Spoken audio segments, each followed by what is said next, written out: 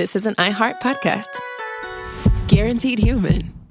Hi, it's Jill Winterstein, host of the Spirit Daughter podcast, where we talk about astrology, natal charts, and how to step into your most vibrant life. And today I'm talking with my dear friend, Krista Williams. It can change you in the best way possible. Dance with the change, dance with the breakdowns. The embodiment of Pisces intuition with Capricorn power moves. So I'm like delusionally proud of my chart. Listen to the Spirit Daughter podcast starting on February 24th on the iHeartRadio app, Apple Podcasts, or wherever you listen to your podcasts. I'm Nancy Glass, host of the Burden of Guilt Season 2 podcast. This is a story about a horrendous lie that destroyed two families. Late one night, Bobby Gumpright became the victim of a random crime. The perpetrator was sentenced to 99 years until a confession changed everything. I was a monster. Listen to Burden of Guilt Season 2 on the iHeartRadio app, Apple Podcasts, or wherever you get your podcasts. I'm Clayton Eckerd. In 2022, I was the lead of ABC's The Bachelor. But here's the thing. Bachelor fans hated him. If I could press a button and rewind it all, I would. That's when his life took a disturbing turn.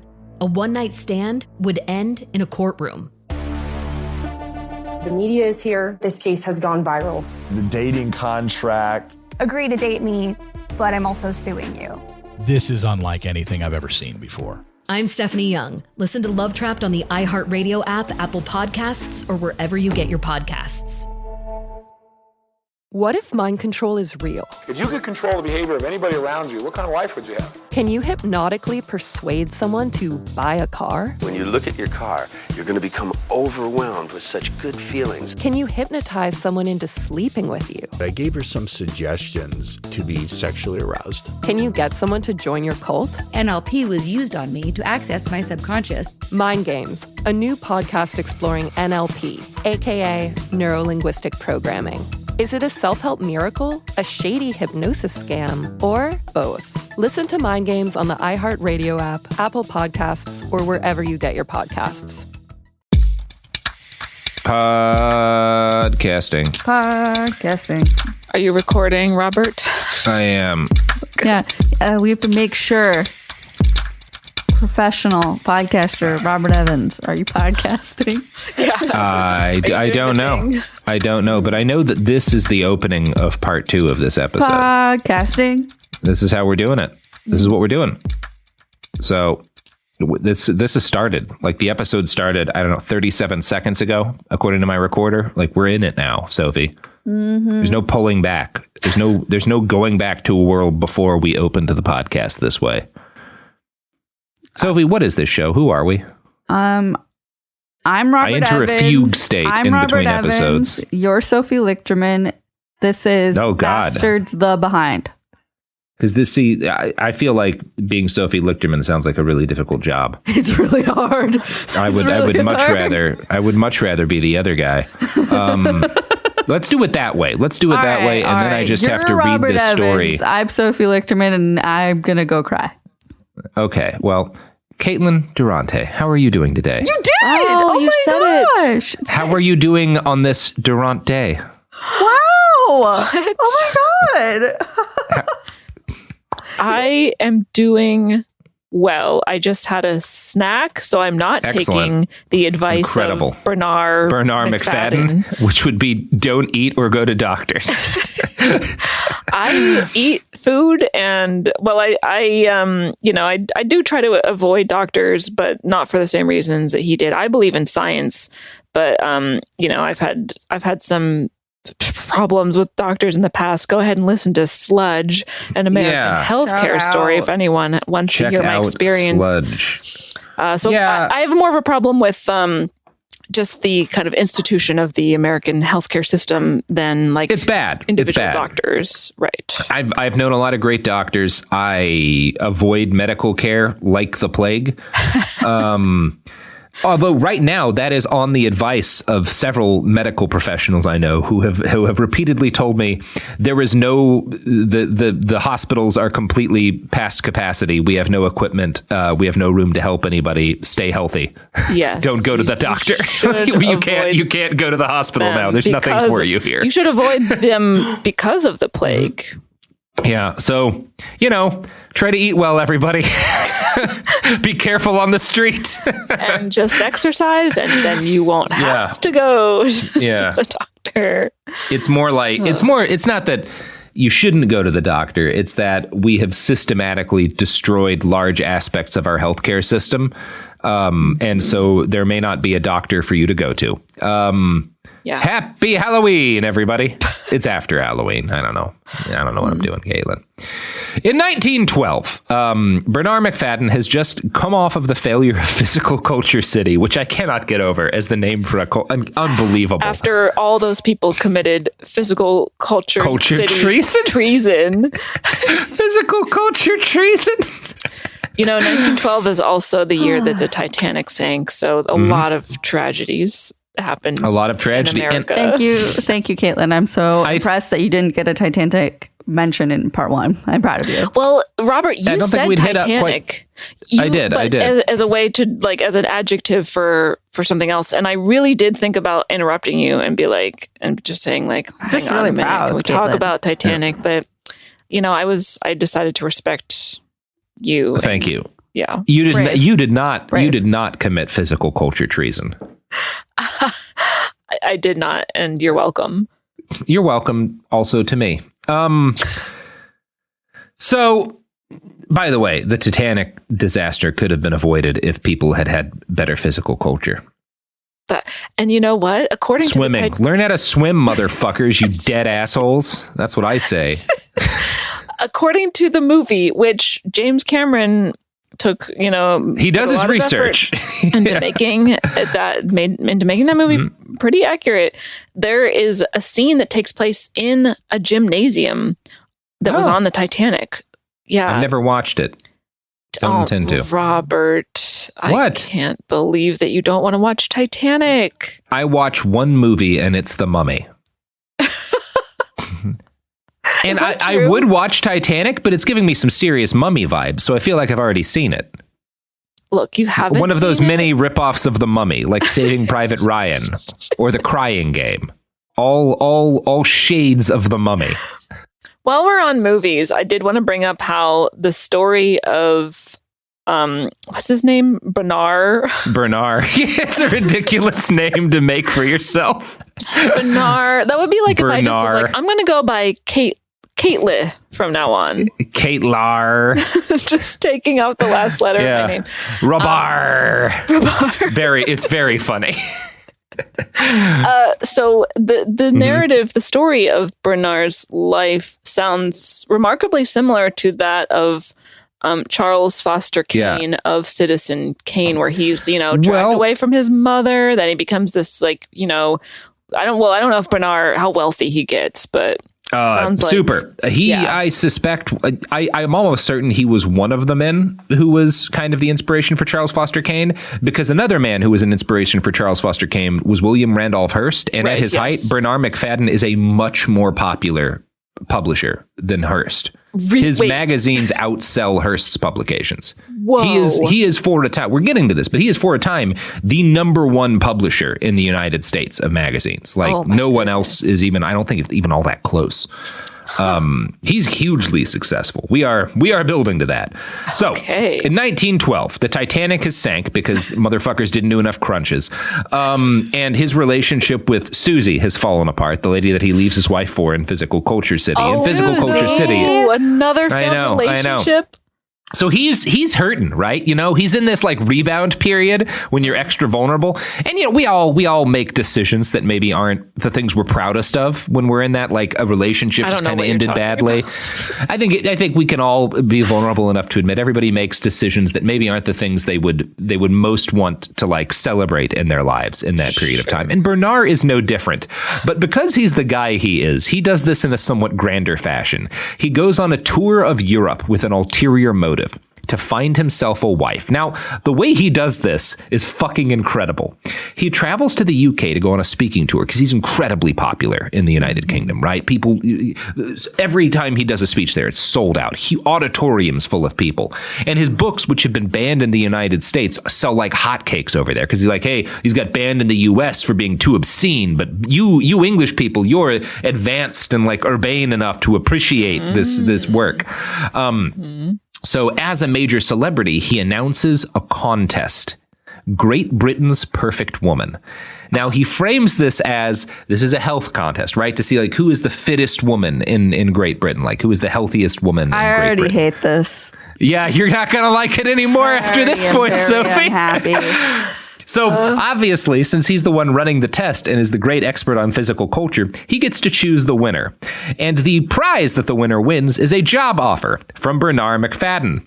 And I'm going to quote from a write-up by Esquire here. She soon settled into her new career as the co-star of MacFadden's traveling physical fitness show.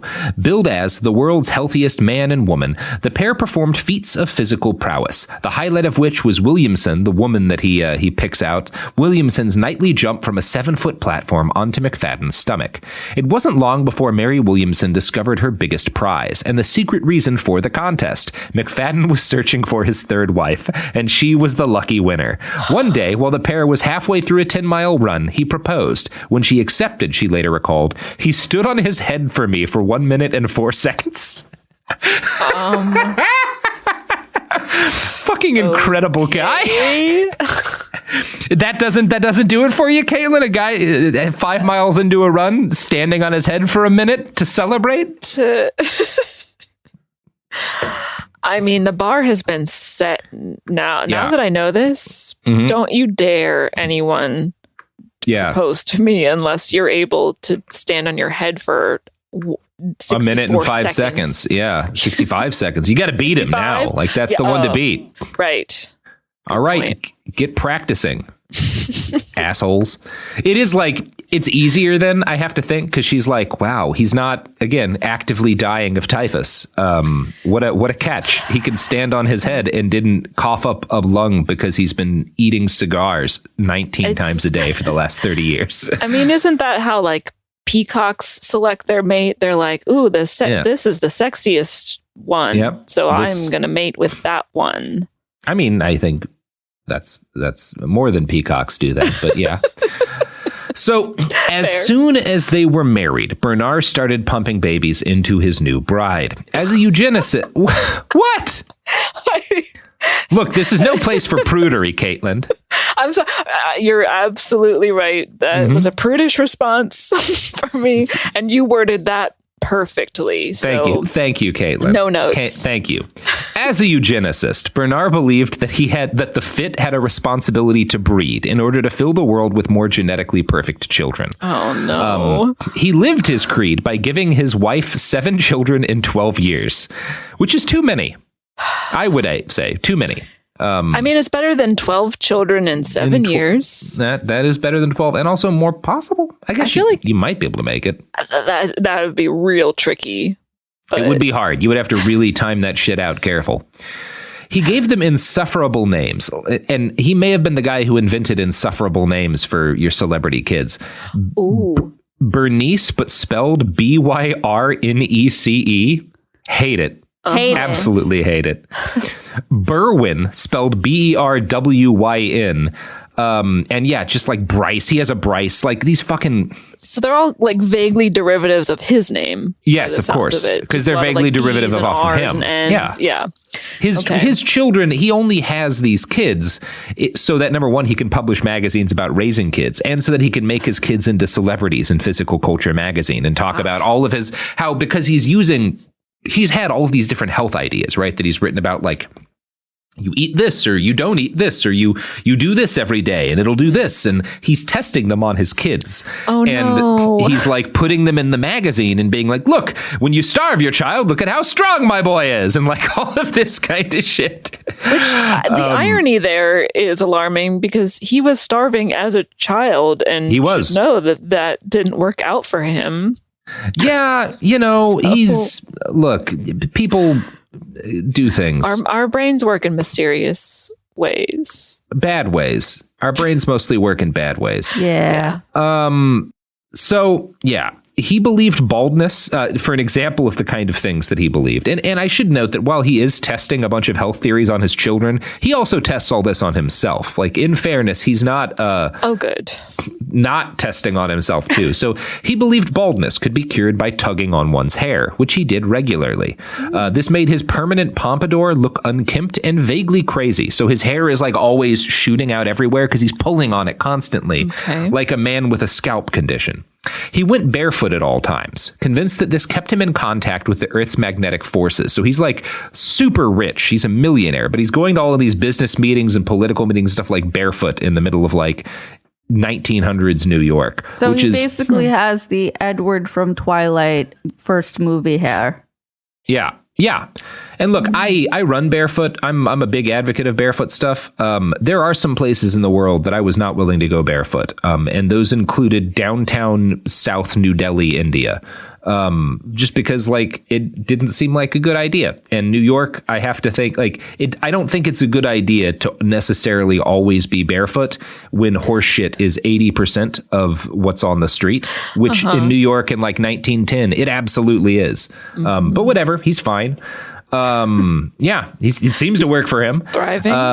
Yeah. And despite being incredibly rich, he didn't believe you should get rid of clothing. So he wore his suits until they were literally rotting off of him. So this man is a millionaire and extremely successful and physically fit, but he also looks like a super swole hobo. Like his clothing is falling apart. His hair is all shooting out everywhere and he's barefoot. And he also has a habit of challenging other men to fistfights for like no reason at all, constantly. Sometimes on a daily basis, he'll try to get into fistfights with people.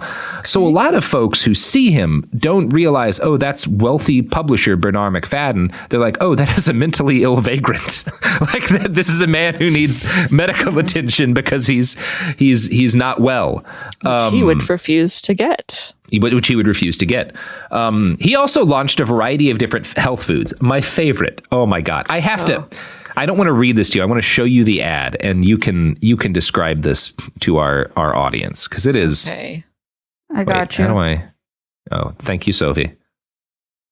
Allegedly. Caitlin, can you see it? Yes.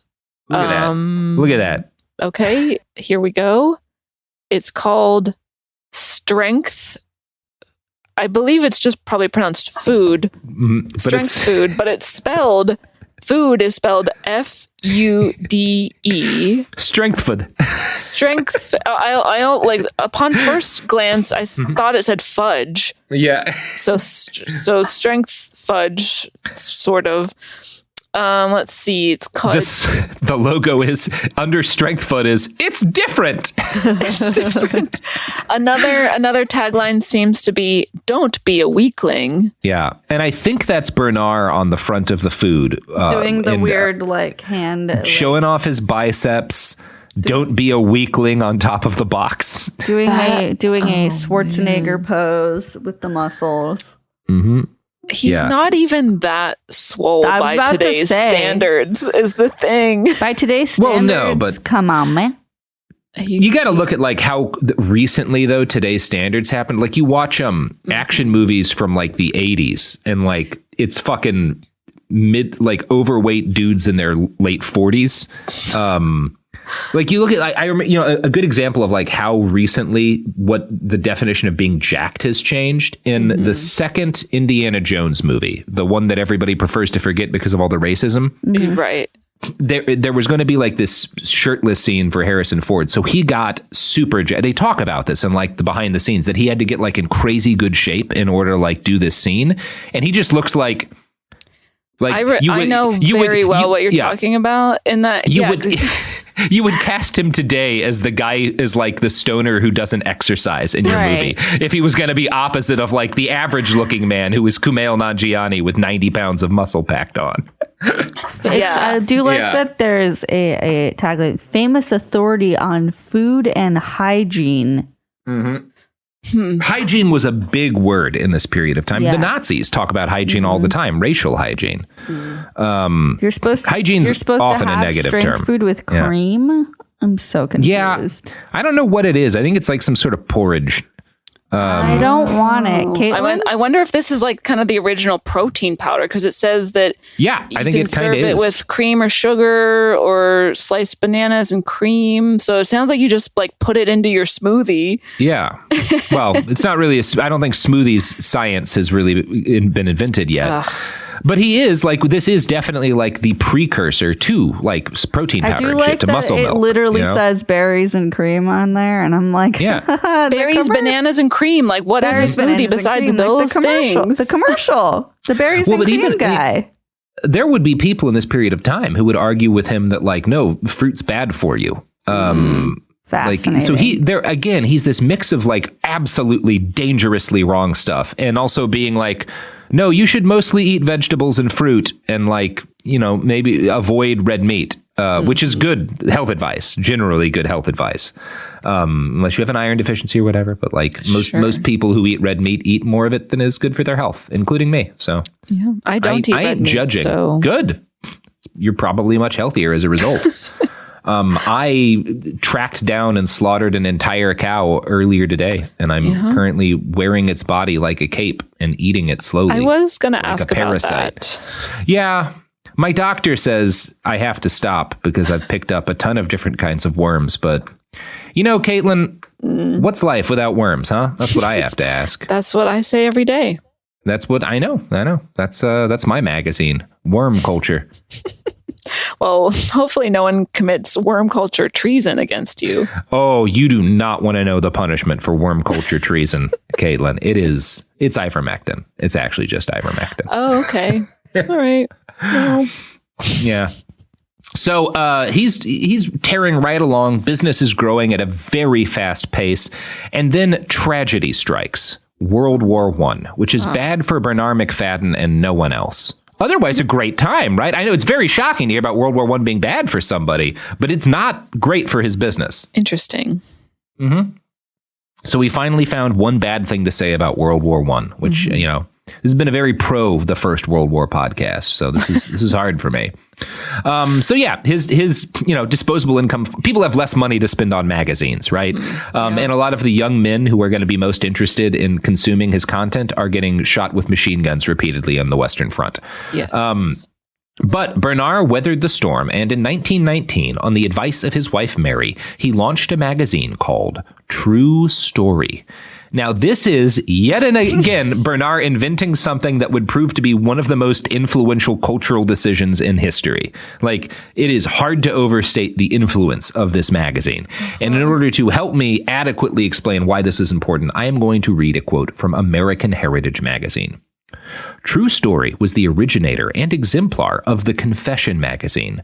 Under the credo, Truth is Stranger Than Fiction, the cover of the first issue featured such titles as A Wife Who Awoke in Time and My Battle with John Barleycorn, An Ex-Convict's Climb to Millions, and How I Learned to Hate My Parents. Basically, the True Story formula consisted of first-person accounts written in an untutored but clear style of sin and redemption. The sin, usually carnal, was described in some detail, but the actual consummation nearly always seemed to take place between paragraphs and was invariably dressed up as a moral lesson. MacFadden manipulated the formula masterfully. He knew the illusion of authenticity was essential, so instead of hiring what he called art artists to illustrate the stories, he used staged photographs featuring such models as the then unknown Friedrich Marsh, Jean Arthur, and Norma Shearer, and he made every contributor sign an affidavit stating that his or her story was indeed true. In 1927, however, after a piece titled The Revealing Kiss used the names of 8 actual residents of Scranton, Pennsylvania, who sued MacFadden for $500,000, he found himself somewhat sheepishly contending that maybe every story wasn't all that true. MacFadden turned out to be a crackerjack businessman. His initial inspiration was to charge 20 cents for the magazine, a dime more than the going rate. The first issue sold out. I feel confident saying the majority of digital content today is in some way descended from True Story magazine. This is like half of the internet, at least, right? Yeah. This is half of television. This is reality TV. This is Jerry Springer and Dear Abby. This is, which is, I mean, Dear Abby's like a magazine, but this is like everything. This like true confessionals about like scandalous things that happen in real life. That's like most of culture. Yeah. Like he invents this. He's the first person to figure out there is a hunger for this that will never be sated, and I can publish this forever. This makes millions of this like instantly. And within the year, he's already spinning this magazine off into other magazines that are just like more focused. He creates true romance, true experiences, true ghost stories, true detective, and dream world. So here's how it worked. When Bernarr had a major hit with a type of story, so he publishes a couple of different romantic true stories in an issue of True Story, and that issue sells really well, he spins off an entire magazine devoted to like true romantic stories. It's basically like the Playboy Confessionals or whatever, or the Hustler, whatever one it was. American Heritage goes into more detail here. Quote, and this is about how he like runs his publishing empire. A flag flew on the MacFadden building for each MacFadden publication, and employees would go up to the roof first thing each morning to see if they still had a job. Among the short-lived flags were ones that bore the legend Beautiful Womanhood, whose undoing was an ill-conceived, scathing attack on spinsters, and Brain Power, whose title apparently suggested to readers that they were somehow lacking in that department. So he's like A/B testing. So he puts up a flag for every different magazine he launches, and if it doesn't sell well, he takes it down. That's how you know you've lost your job, that like this magazine has been canceled. Like, but he's doing like, again, what every publisher does today. He is effectively running a massive internet publication. He's doing BuzzFeed in like 1920. Like that's like what this is effectively. He's just launching different verticals. He's like, I don't know, I worked for years in an industry that was largely defined by Bernarr MacFadden without ever knowing his name. And it sounds like, yeah, this is all like very clickbaity stuff too, by the sounds of it. Mm-hmm. Bernarr MacFadden would have made all of the money in the world off of the internet. Yeah. Wow. He would be on Joe Rogan's podcast twice a fucking week. Like, or he would have just eaten Joe Rogan to gain his powers. So my projection of him just being like an Abercrombie model gym bro, that was not right. No, he's a brilliant businessman. He's closer to the Gawker guys, except for I think he probably would have been friends with Hulk Hogan rather than getting into a legal fight with him. Yeah. Now, Bernarr's personal life was seemingly more stable at this point, but his obsessive need to test his theories, paired with his reckless belief in his own ideas, led to tragedy in his personal life. This is the baby killing. Yeah. I see that excitement just lighting up your face, Caitlin. We all love a good dead I am baby. Ecstatic. No. Good. In the spring of 1921, Mary got pregnant with yet another child. Now, Bernarr had written articles earlier about several theories he had on sex determination, right? How to determine the sex of your child. And this is like historically, right? This is a constant thing. People have these theories about like, if you do this, if you make her lay this way or eat this kind of food, she'll have a boy or a daughter. Like, this is a whole, he's not the first person who tries to do this. This goes back as long as there have been the idea of patrilineal, whatever, like passing on a property and shit. One of his ideas was that boys were more often born to mothers who were starving. So during all of her previous pregnancies, he'd starved his wife, but she'd kept having girls. Gee whiz. Yeah, isn't that a bummer? I'm not going to make the joke I was going to make. He comes to the conclusion that all of the starving he'd done previously was cumulative, and he'd probably primed her to have a boy at this point. So now he made her eat a bunch of roast beef during this pregnancy. So that's at least like better than starving her, right? Yeah. Force feeding your pregnant wife roast beef instead of making her starve. That's an improvement. He's grown. He has not. Demonstrating grown. He has not at all. In late December, with the baby near due, Bernarr was so happy, with both the fact that he was about to have another kid and with the success of True Story, that he held a company holiday party, allowing his employees to smoke and drink to their heart's content, even during Prohibition. I'll say this, he doesn't drink. He thinks no one should, but he's also like a libertarian. So he hates prohibition. He doesn't think the government should be telling people what to do, which I can respect that as like a... Anyway, we're about to talk about how maybe he killed his baby, so whatever. When he came home from the party, he found his wife in labor, and since he couldn't reach a midwife, and again, there are phones. Not a lot of people are phone connected at this point. Like it is, he can't. But he's a millionaire. You'd imagine. You'd imagine he could have set this up, right? Yeah. But he can't get a midwife on the horn, and obviously he's not going to call a fucking doctor. So he delivers the child himself. His wife gives birth to a boy named Byron, which Bernarr confusingly claimed meant that his theory about starving pregnant women was correct because he'd starved her so much before, even though he hadn't starved her for this baby. Right. He's not really scientific. Huh? Wait. I would say maybe that's questionable logic.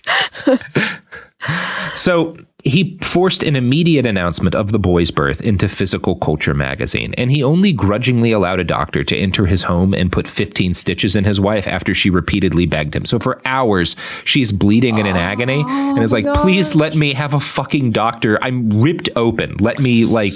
Please. And finally, because for one thing, he doesn't want anyone to know that he'd have a doctor for anything, right? You shouldn't get torn open. You should, if you're doing enough physical culture, if you're doing enough dumbbell squats or whatever, you shouldn't rip open, when you're pregnant. That's what he's saying, obviously. He eventually does like yield to his screaming wife, like screaming, not as in like hectoring, but as in like dying of blood loss, and allows a doctor to come in and put 15 stitches in her. He refuses, though, to allow her any anesthetic or painkiller. No. Yeah, I know, right? Kind of sucks, right? What a piece of shit. Yeah. No.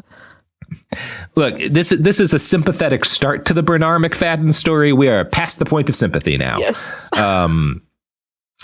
So for almost a year, things are okay, though. And he puts this son of his, he's so proud to have a son. Every week there's an article about how strong and like good and like, look, he's growing up so much stronger than other boys. And like, I'm doing this and I'm doing this. He's going to be the healthiest boy and he's going to be the healthiest man who ever lived. And like, this is like a huge fact of that. He almost pivots the magazine to focus on his son's development. Wow. So a year later, the December of the next year after his kid's born, when Byron is about 1 year old, tragedy strikes. And I'm going to quote from the biography, Mr. America here. 11-month-old Byron, known within the family as Billy, was seated on his mother's lap. Suddenly, Billy tensed up, threw his head back, and began to contort his body as if overcome by a seizure. Bernarr demanded that the infant be stripped and dunked in a steaming hot bath. Mary recalled that the water's temperature was so hot that she couldn't keep her hand submerged. Though it is impossible to know the cause of Billy's fit, many common childhood seizures are now known to be brought on by fever, so a hot bath as treatment was probably ill-advised at best. The baby's spasms continued. Mary snatched him out of the water and screamed, "Bern, for the love of Christ, call a doctor." Billy died in her arms. Yeah. And again, this is the 1920s, right? So a baby having a seizure, it is entirely possible by the time that baby started seizing, it was already essentially dead because medical science maybe not great. But also, a lot of babies had different kind of seizure disorders and have seizures because of a fever and get better. There was medicine, especially that a rich person could have gotten. Like if he had taken his child to the best medical care available, there's a good chance the baby would have survived. It's absolutely guaranteed that dunking a seizuring baby in almost boiling hot water is not going to help. So I think we can safely say that he maybe killed a baby. He maybe killed his baby. Yeah. He definitely killed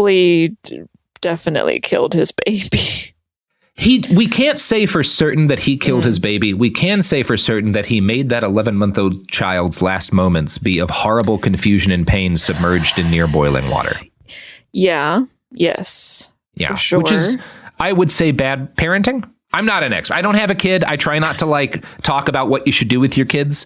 But I feel like, and again, excuse me, parents in the audience for going out on a limb here, it's bad to dunk your baby in steaming water while they're having a seizure. Sure. I think most people would agree with that. Yeah, I know. I'm getting into Joe Rogan territory, giving health advice I'm not qualified to give. But that's my opinion. Don't do force that. your baby into steaming water while it's having a seizure. Maybe not a good idea. You know who else forces babies into... Wait, who doesn't? You know who doesn't ever do the thing that I just talked about. Oh, Robert. Who? I don't know. The products and services that support this podcast, maybe.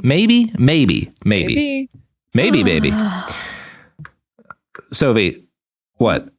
You heard me. I think what I said was heard. Well, we'll be back after these messages from our sponsors.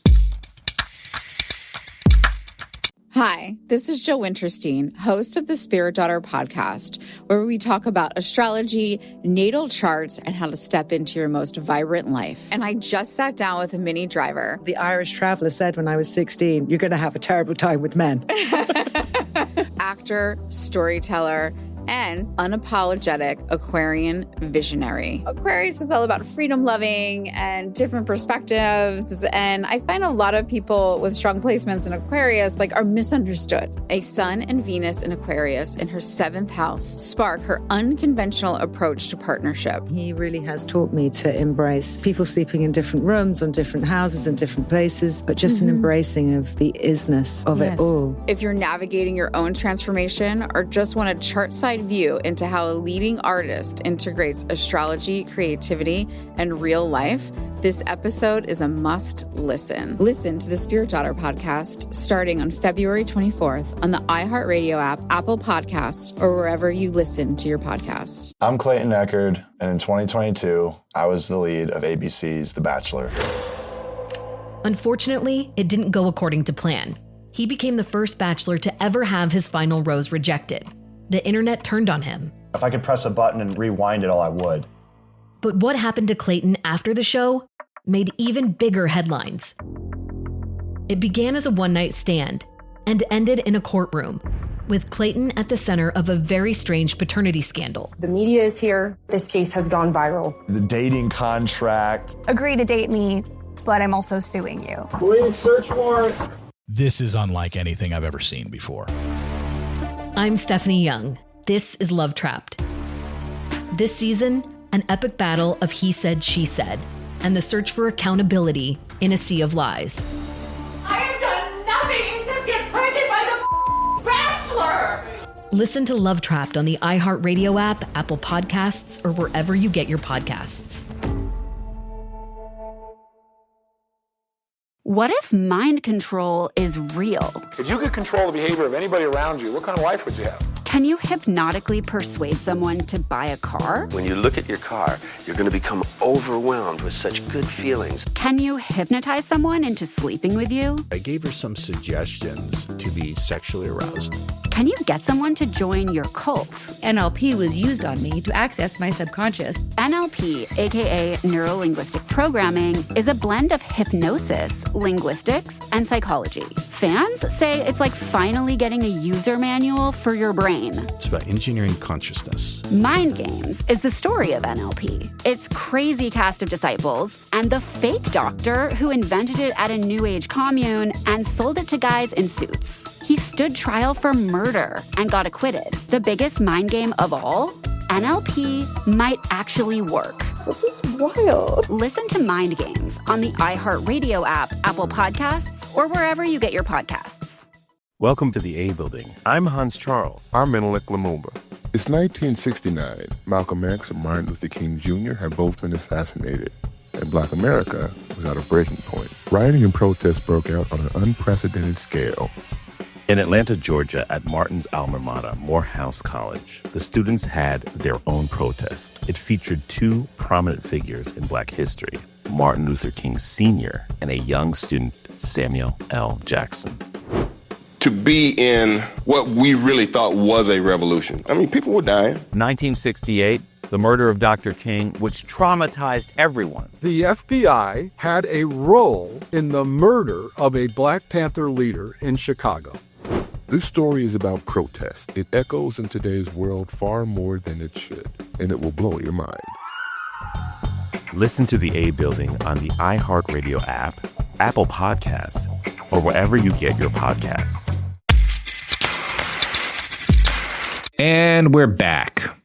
Sophie's very proud of me. Everything's fine. So, Bernarr MacFadden, if you know Bernarr at this point, Caitlin, and I think we know Bernarr at this point. I feel like he's a close personal friend by now. He's got his ideas about things, right? He's got ideas about everything. He had ideas about how to deal with a kid's health issues, and he has ideas about how to deal with grieving. Do you know what? I would guess he would think that the best way to deal with grieving is to starve yourself. Kind of. He definitely doesn't want people to eat much, but no, it's walking for hours at a time in the freezing snow. Oh, okay. His whole family. He's changing it up. Yeah, his whole family. So he just has them walk for hours and hours and hours and hours and hours.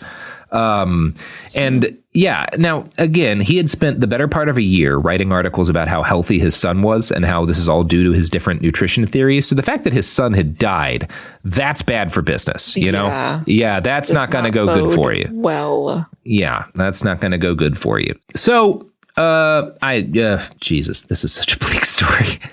So he doesn't publish anything. And in fact, he just like stops working. And you know, Bernarr at this point, like that's not something he does. So he stops putting in articles. He stops doing anything. Like his editors are just running the magazines for a while.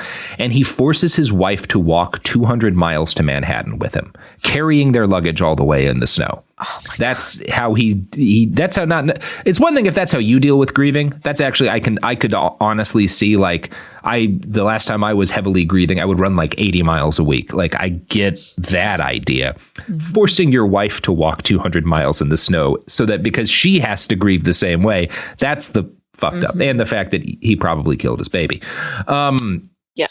So when in the middle of this 200-mile walk, they get to Greenwich, Connecticut, and he convinces his wife to try again for a son. So he's like, as she's grieving and exhausted, is like, I got to put another boy into you. So eventually they get back to the office and he writes an editorial about his son's death. You going to guess who he blames for it? I would guess his wife. Oh, Caitlin, it's like you have a lot of experience with toxic men. Here's what he wrote. Billy was often overfed. I protested on numerous occasions, but my protest was not vigorous enough. Anyway, I believed the boy was so strong that he would overcome mistakes of that nature. And it is so hard to combat the tendencies of mother love. I also somewhat blame myself for neglecting his exercises. So he blames his wife for feeding their baby too much. Yep. Yeah, he didn't starve that baby enough. Gosh. And also he's making his baby do exercises. Yeah, he makes everything do exercises. Can a baby at that age, 11 months? I mean, I don't know. They probably should. I mean, can they crawl to the extent that like crawling is an exercise? Yeah, it's good for them to exercise. Like in terms of like, it's good for babies to like move and learn how to use their bodies slowly. Sure. But like, I don't know. They're babies. They're not. They don't they really have bones skills, for the most part. Yes. Yeah. Their motor skills aren't great. Their organs, I feel like, are still kind of developing. Yeah. You know? Yeah. I feel like exercise. I feel like if you're trying to make a baby exercise, the odds are good that you will wind up hurting the baby. Sure. Definitely. Yeah. Because they're babies. They're little babies. Because they're babies. Yeah. They're mostly just supposed to like roll around and poop and poop and occasionally crawl and be babies. And be babies. They're not supposed to hit the gym. Get under that bench. But it does make you feel real your deadlifts that a baby. You can barely deadlift. What the fuck is wrong with you, baby? You baby. Keep your back straight. Wow. They're babies. They don't. They They're don't babies. do that. Stop being so soft. Look at how shitty this baby's pull-ups are. He's barely getting halfway to the bar. I mean, like, how embarrassing that like a baby would be better at pull-ups though than like, say me. You know? Yeah. Well, they don't have a lot of like body, so that would make it easier. But also their arms are not really muscles yet. They're just kind of like noodles. So that would make it harder. Noodly little baby. I don't know. I'll start a gym for babies. We'll see if it's a good idea. Ooh. Yeah. So within a decade, by the late 1920s, Bernarr had amassed a fortune of more than $30 million, which today would be like $400 million. So he makes a shitload of money. Yeah. He was at the absolute height of his success. But after time, this too grew frustrating. Bernarr was the peak of publishing influence. He had more readers on a monthly basis than anyone else in the United States, including William Randolph Hearst. Mm-hmm. But being on top also means you've kind of reached the limit, right? There's really nowhere for him to grow. He's the biggest publisher. Yeah. So the only thing he could think of to do to expand his audience and become even more influential was become the president of the United States. What? I did not see this coming, that he's going to try to run for president. Mm-hmm. I mean, we talk about this in the John McAfee episodes with the great Lacey Mosley, but when you are a certain kind of white man who has had one of those careers where no one ever says no and you just keep doing ridiculous things and being successful at them, you will eventually try to become the president. I mean, I look at what happened recently. Yeah, I mean, look at what's going to happen when I run in 2024. On a platform of making America like the unnamed island nation that I rule with an iron fist. It's going to be great, Caitlin. Yeah, I can't wait. Mm-hmm. Neither can America. So he decides he's going to become the president. Now, his wife later claimed that he started to dream of this career in 1914, when at the eve of World War I, he suggested that wrestling would be a good way to solve political conflicts, which I actually think would be incredible. I'm 100% in agreement with Bernarr about this. He says, quote, "Political contests that derive their support through advocating physical culture reforms will, I believe, become a reality in the not far distant future." And he's wrong about this, but my God, it would have been so good if like Kaiser Wilhelm and fucking Tsar Nicholas and whatever the French president's name and the fucking King of England had all had to like fist fight. That would have been so much better.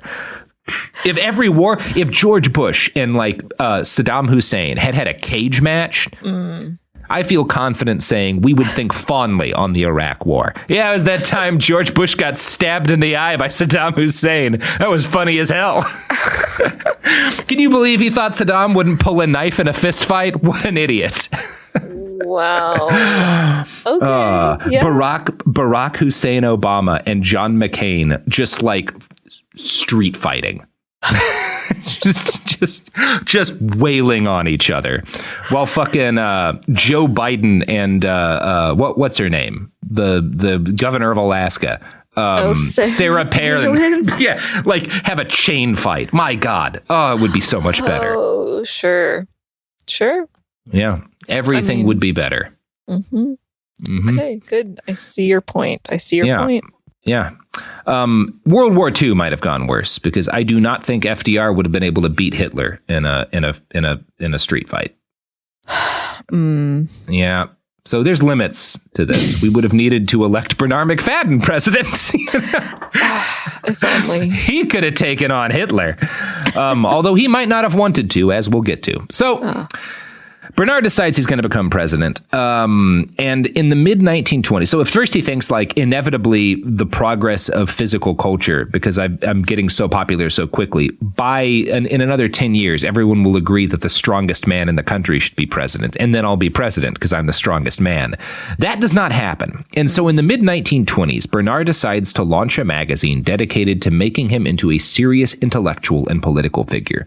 So he's very successful at this point, but he is not a serious person. He is seen as like a silly tabloid publisher, right? Like he's putting out kind of sleazy material, and that is how he's viewed. He's like, there are people like within the exercise world who take his health ideas somewhat seriously, but he generally, like the mainstream media, kind of laughs at him. And again, not unlike Donald Trump, to be honest. Right. In 1924, he launches another magazine. This one is dedicated to make him into a serious political figure, and it's called The New York Graphic.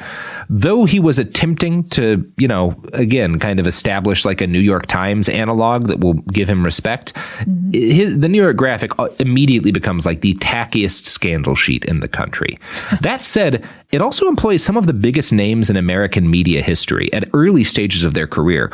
Walter Winchell and Ed Sullivan both get their start writing for the Graphic. I'm Ed sure Sullivan, I'm who like supposed helps to know to who those people Ed are. Sullivan like almost helps to create. He's like a precursor to Carson. Like he helps to create the idea of like the like late night kind of variety show type thing. Right. A lot of like the biggest musicians in the rock and roll era get their start on the Ed Sullivan Show. Right.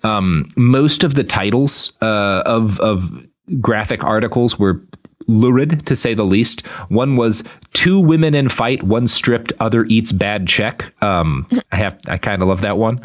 Don't really know what to expect from that article, but it sounds fascinating. Sure. My favorite thing about the graphic is that it's yet another example of Bernarr inventing something that would later become hugely influential.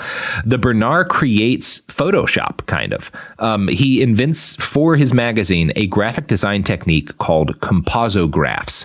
These are staged composite photos where he'll have celebrities. You know how he's had celebrities or he's had people posing for photos and articles about like true crime, which you can see is kind of a precursor to like reenactments and like unsolved mysteries and stuff. Yeah. Well, so a big part of the New York Graphic is like stories about celebrities getting in like legal trouble or having divorces or all this stuff. And in order to illustrate these, because he can't get photos of the celebrities, he hires models and he has them pose as whatever the celebrities were doing. And then he basically has a picture of the face of that celebrity superimposed over the head of the model. Okay. Yeah, he's like photoshopping celebrities into like lurid scenes in order to sell newspapers. Yeah, and he invents this new technique for the first time to cover a celebrity divorce trial. Leonard Kip Rhinelander was a millionaire who was suing his bride of 1 month over the fact that she'd hidden that she was part black. This is the 20s, you know? Because this was a racist time, her response to this was to deny the charges in court by stripping to the waist. Obviously, number one, these are famous people. Number two, a woman has stripped in court. This is big news, right? Sure. Like, this is a huge story. And the graphic used its first composograph to illustrate the moment where this famous woman strips in court without actually having photographs of it. And circulation leaps to 100,000 people, by 100,000 people overnight as a result of this. Now, the graphic was influential and popular, but it was also too trashy to get much purchase among advertisers. A lot of people bought it, but it wasn't profitable because it was expensive to make and no one would advertise in it. And by the time it ended in 1932, Bernarr had lost more than $11 million on the venture. And this gives you an idea of how much money he's willing to light on fire in the hope of establishing a political career for himself. Yeah. That is like half of the money in the world at this point. Yeah, what an investment that miserably failed for him. He doesn't give up, though.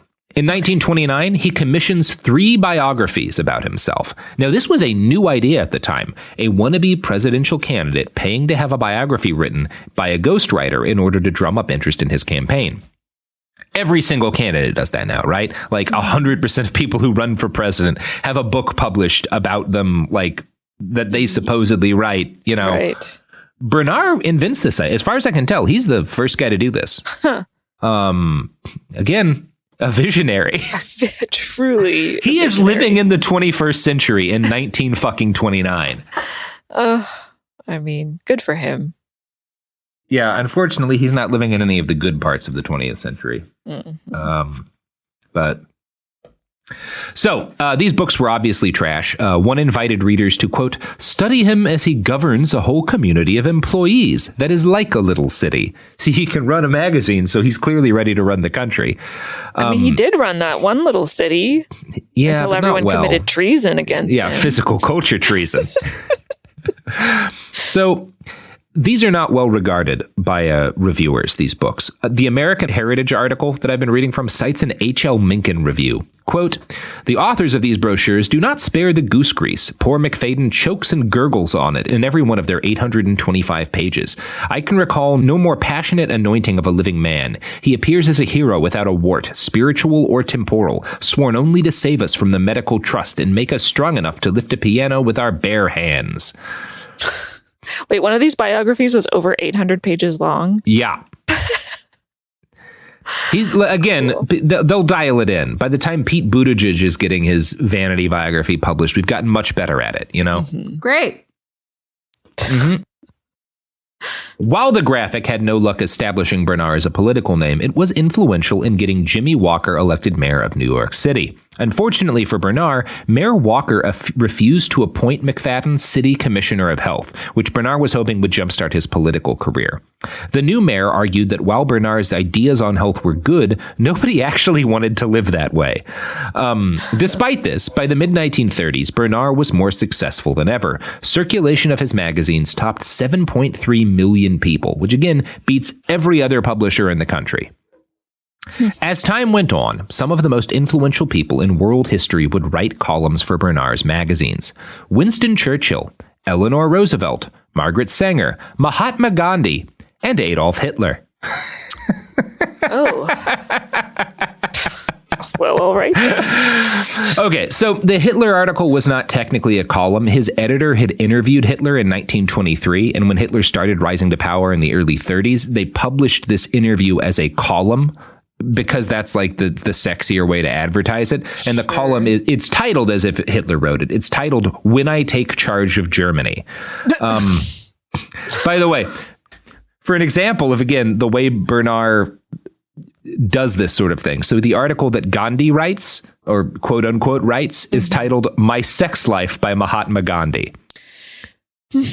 It's about celibacy, but like that's not how you sell that article. Right. Like, yeah. Wow. He fucking knows how amazing. To really spin a story. You know who else talks a lot about Mahatma Gandhi's sex life, Caitlin? Is it the products and services that we will not, period, bring in a sponsor if they don't talk to us for a solid 30 minutes about how they think Mahatma Gandhi might have fucked. That's the Behind the Bastards guarantee. It is not. This is why we have so few sponsors. They just can't hang. Yeah. Sorry. Yeah. I mean, I don't know what to say about it. There's nothing to say.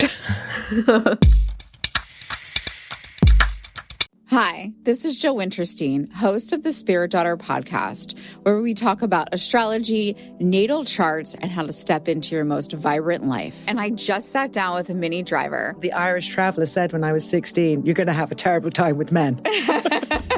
Actor, storyteller, and unapologetic Aquarian visionary. Aquarius is all about freedom loving and different perspectives. And I find a lot of people with strong placements in Aquarius are misunderstood. A Sun and Venus in Aquarius in her 7th house spark her unconventional approach to partnership. He really has taught me to embrace people sleeping in different rooms, on different houses, in different places, but just an embracing of the isness of it all. If you're navigating your own transformation or just want a chart-side view into how a leading artist integrates astrology, creativity, and real life, this episode is a must listen. Listen to the Spirit Daughter podcast starting on February 24th on the iHeartRadio app, Apple Podcasts, or wherever you listen to your podcasts. I'm Clayton Eckerd, and in 2022, I was the lead of ABC's The Bachelor. Unfortunately, it didn't go according to plan. He became the first bachelor to ever have his final rose rejected. The internet turned on him. If I could press a button and rewind it all, I would. But what happened to Clayton after the show made even bigger headlines.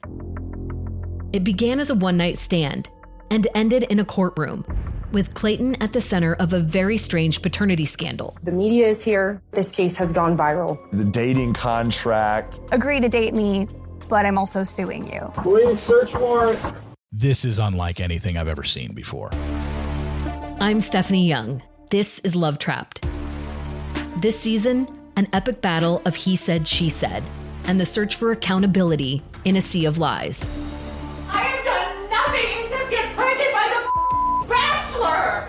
Listen to Love Trapped on the iHeartRadio app, Apple Podcasts, or wherever you get your podcasts. What if mind control is real? If you could control the behavior of anybody around you, what kind of life would you have? Can you hypnotically persuade someone to buy a car? When you look at your car, you're going to become overwhelmed with such good feelings. Can you hypnotize someone into sleeping with you? I gave her some suggestions to be sexually aroused. Can you get someone to join your cult? NLP was used on me to access my subconscious. NLP, aka Neuro-Linguistic Programming, is a blend of hypnosis, linguistics, and psychology. Fans say it's like finally getting a user manual for your brain. It's about engineering consciousness. Mind Games is the story of NLP. Its crazy cast of disciples and the fake doctor who invented it at a New Age commune and sold it to guys in suits. He stood trial for murder and got acquitted. The biggest mind game of all? NLP might actually work. This is wild. Listen to Mind Games on the iHeartRadio app, Apple Podcasts, or wherever you get your podcasts. 1969. Malcolm and Martin are gone. America is in crisis. And at Morehouse College, the students make their move. These students, including a young Samuel L. Jackson, locked up the members of the Board of Trustees, including Martin Luther King Sr. It's the true story of protest and rebellion in Black American history that you'll never forget. I'm Hans Charles. I'm Menelik Lumumba. Listen to The A Building on the iHeartRadio app, Apple Podcasts, or wherever you get your podcasts.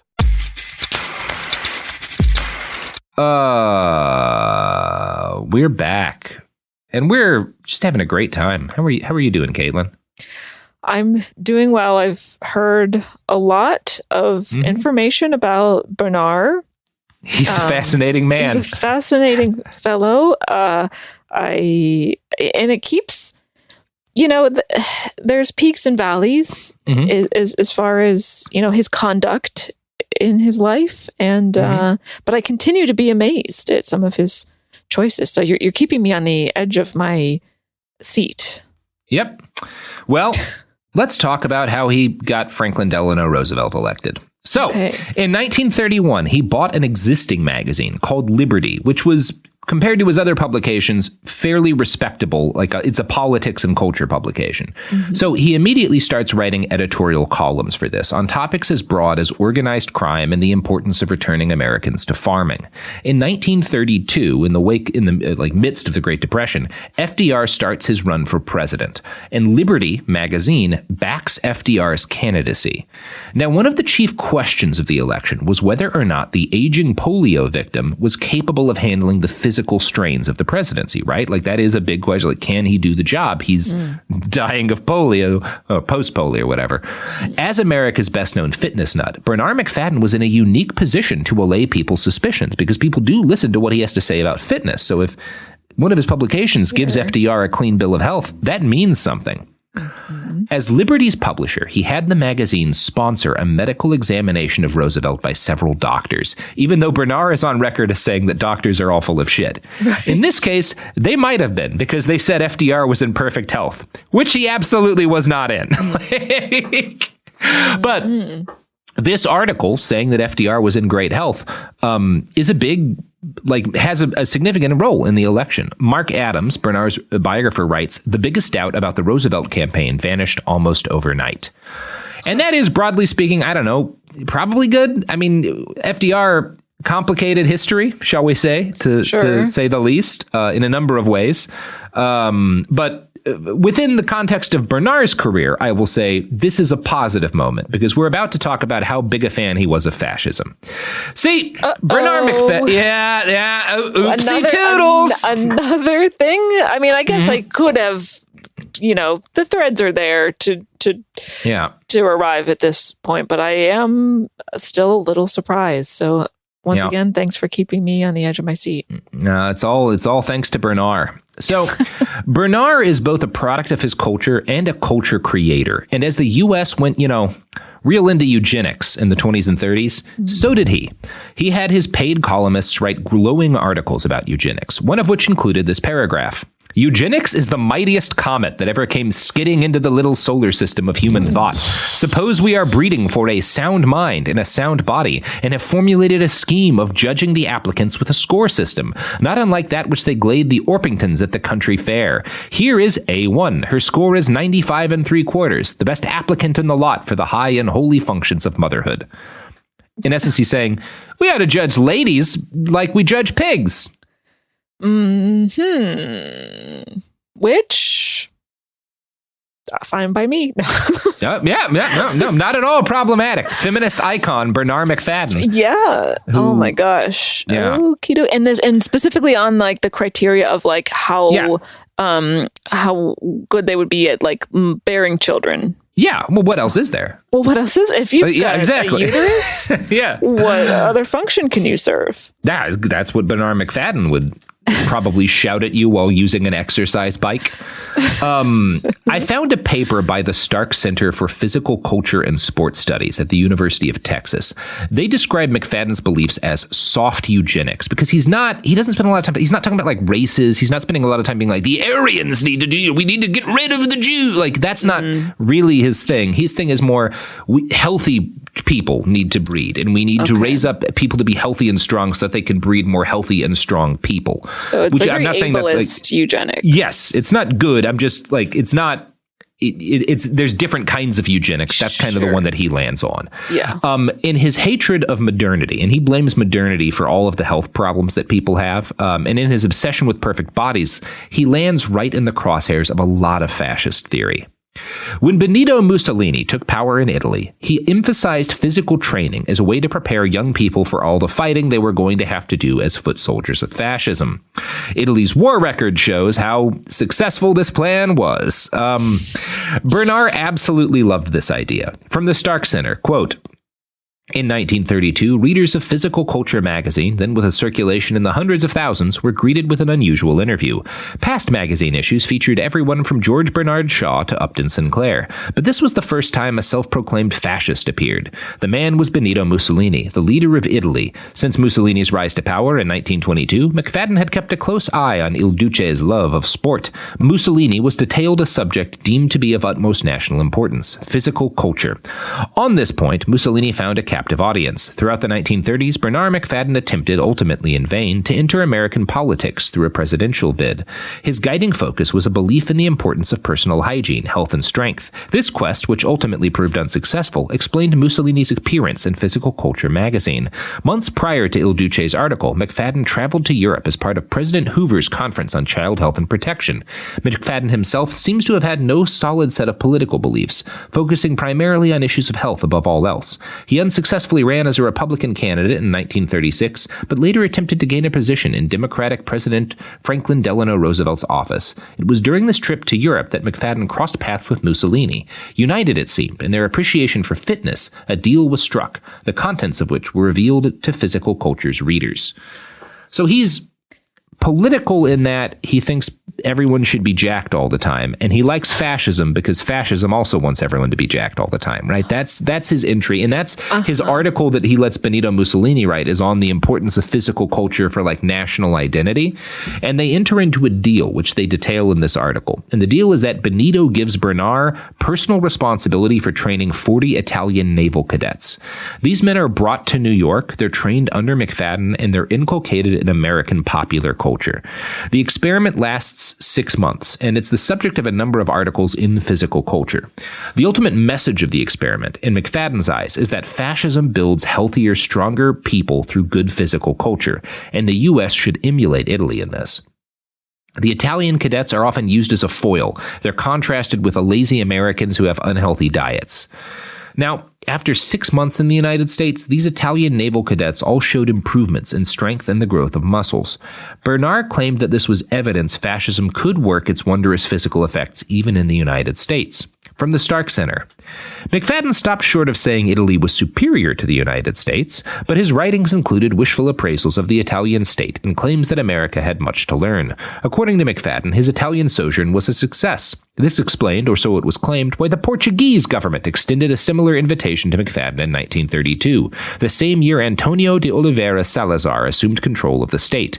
A military dictatorship existed in Portugal from 1926, but Salazar's rise to power marked an intensification of authoritarianism alongside a growing cult of personality. Salazar's government shared, at least somewhat, Mussolini's admiration of strong and healthy bodies. Mauricio Drummond's study of sport in Salazar's regime explained that, although Salazar rarely expressed an interest in sport, he used it for political purposes. So, he winds up working for two different fascist dictators, establishing like a physical culture for their young people. And in Portugal, Salazar, this dictator, gives him a few dozen children, which he's able to put on a compound, which he calls MacFadden Children's Colony. And he sets them up with a vegetarian diet and a workout program.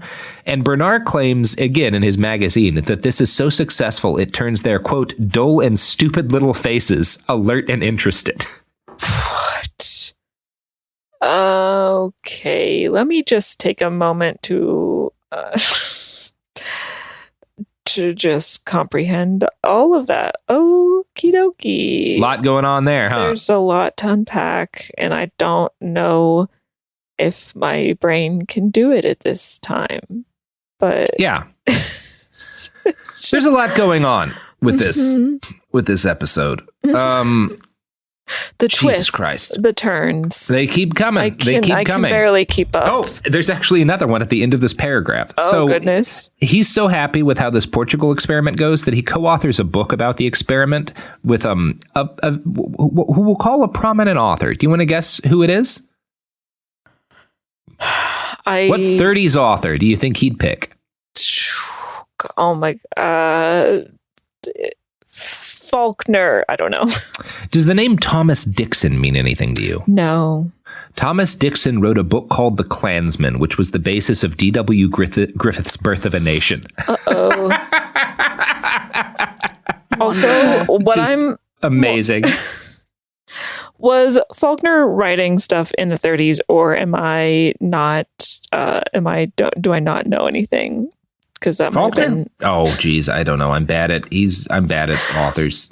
It's the same, I think clearly. He was dead by then, right? Who knows? Okay, so the guy who wrote the thing that Birth of a Nation was adapted from. He writes a book about how good it is to train fascist kids to be fascists. Uh-huh. Through exercise and vegetarianism. Oopsie doodles. As the 1930s wore on, MacFadden became an anti-war activist, which, you know, is a positive connotation now. But if you're an anti-war activist in the 30s, it means you don't think that anything should be done to stop fascism. Like that's what the anti-war movement in the U.S. generally is in this period, is like, why would we go to war against Hitler? He seems like a good chap. He's doing just great, and we should not challenge him. Yeah.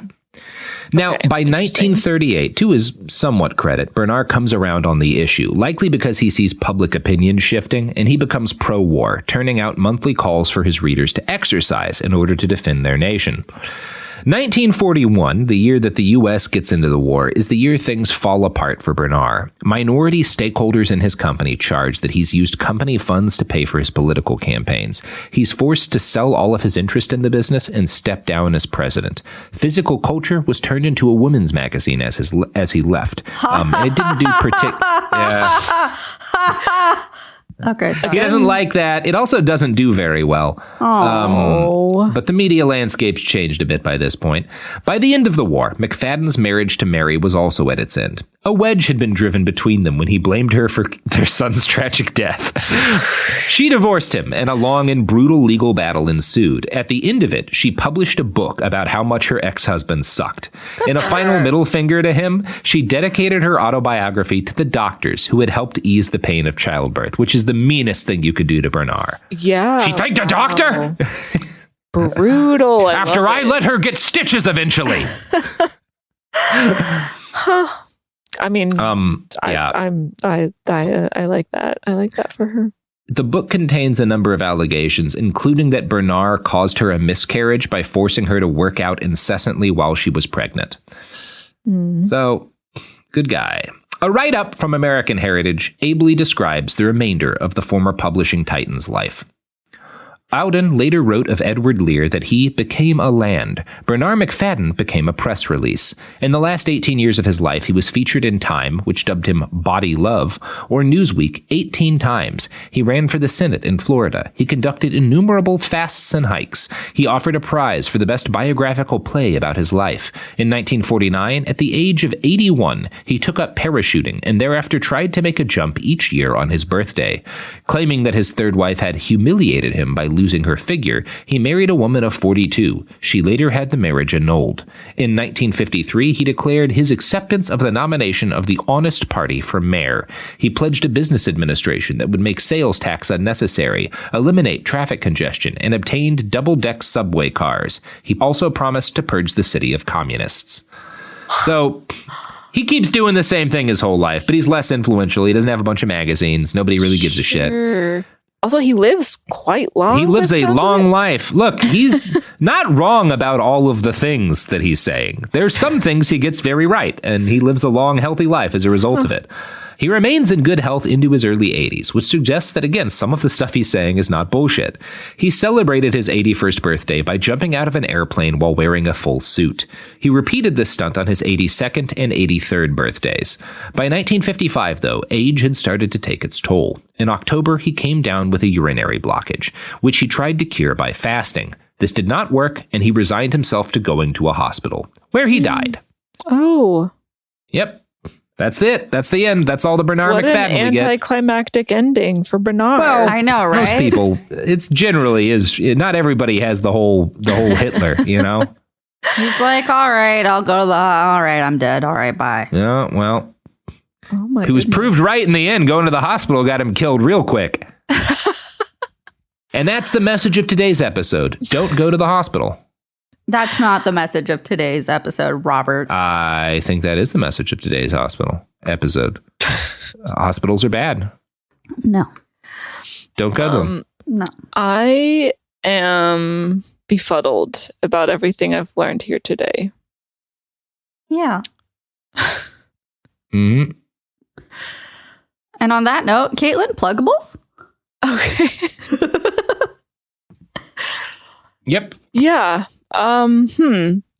Well, since I brought it up earlier, you can listen to a podcast that I did a little bit of and then abandoned because I'm not nearly as ambitious as Bernarr, but I did do a podcast called Sludge, an American Healthcare Story, in which the first season is me detailing my experience with having gallstones, aka sludge balls, and all the chaos that ensued from that. And then I did a few other episodes about other people's stories, but then I got too busy and I abandoned that effort.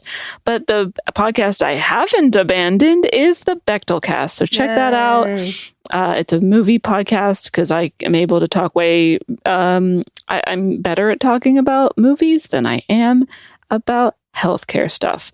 And then you can follow me on Twitter and Instagram at Caitlin Durante. Yay. Yay. Yay. Well, that's everything we have to say about everything forever. This has been the last episode of Behind the Bastards. I am quitting in order to start my own magazine about how if you do enough crunches and stop your wife from eating, all of your babies will be supermen. Mm-hmm. No. Sophie, you could have a cush gig as the executive publisher of my new magazine, Starve Your Baby Digest. No. Gonna politely all say. Right, well, no. Well, you just turned down $1 million, but okay. That's okay. My morals are worth more. No, mine aren't. I know that. Oh, have a good night, everybody. Bye. Bye-bye.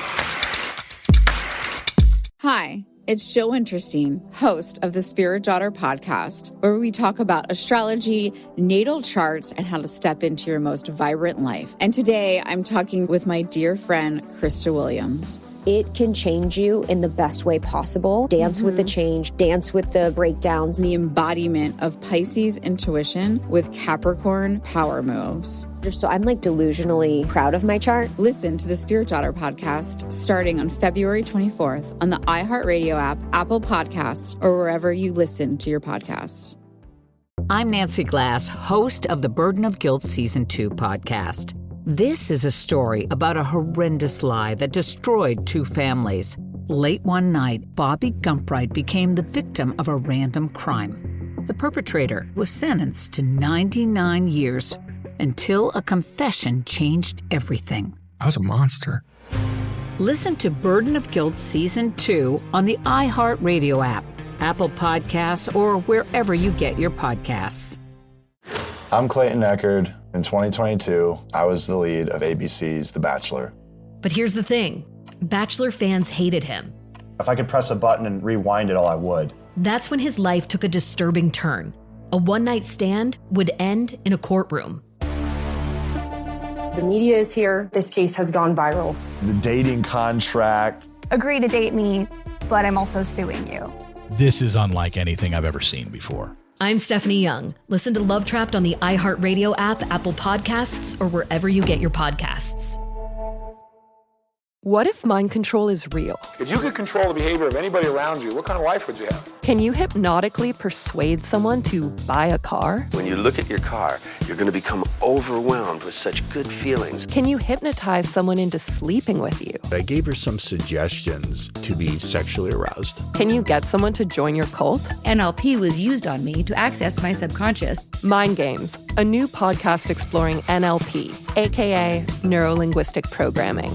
Is it a self-help miracle, a shady hypnosis scam, or both? Listen to Mind Games on the iHeartRadio app, Apple Podcasts, or wherever you get your podcasts. This is an iHeart podcast. Guaranteed Human.